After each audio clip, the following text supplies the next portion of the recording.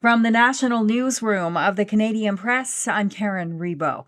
A key date for a critical trade agreement will come and go this week on Canada's birthday as our closest neighbour continues to push for concessions. The U.S. is set to officially inform Canada and Mexico tomorrow of its intentions for the Continental Trade Pact we call CUSMA.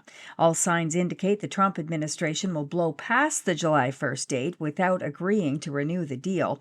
It's all part of a mandatory process in the text, and CUSMA will remain in place no matter what the U.S. does this week. RCMP in British Columbia say a police underwater team is preparing to do a deep water search for a downed fishing boat in the Georgia Strait near Vancouver. 6 missing people are presumed to have drowned in Sunday's daytime sinking of a fishing charter boat about 18 kilometers offshore of Richmond.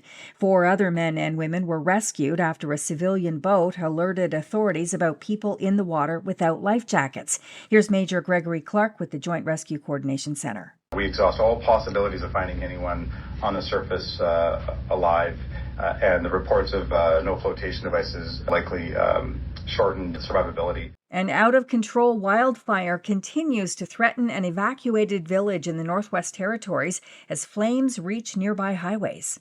Fire officials say the blaze has been growing toward the village of Fort Simpson. As of last night, it had reached at least one highway west of the main town site. The fire is estimated to be more than 100 square kilometers and has prompted a shelter-in-place order for those still in town. An evacuation order was issued Sunday for the island community of 1,300 people. Most have been staying at a gymnasium-turned-evacuation centre in Yellowknife. Aaron Sousa, The Canadian Press. Environment Canada has issued orange and yellow weather warnings as an intense heat wave is expected to blanket much of Ontario and parts of Quebec starting today.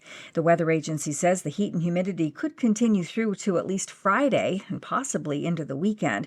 Maximum temperatures in Toronto are expected to reach 34 degrees, with a humidex making it feel like 44, while Ottawa will reach those numbers tomorrow. Much of northern Ontario, as well as eastern and southern Quebec, could see humidex values near 40 this week as well.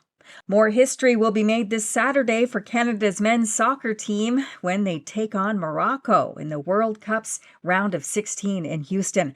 Morocco beat the Netherlands last night in a penalty shootout.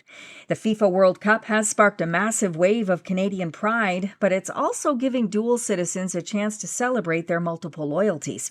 Neil Armitage, a sociology professor at UBC, says the World Cup has given Canadians a stage to showcase a wholesome nationalism to the world.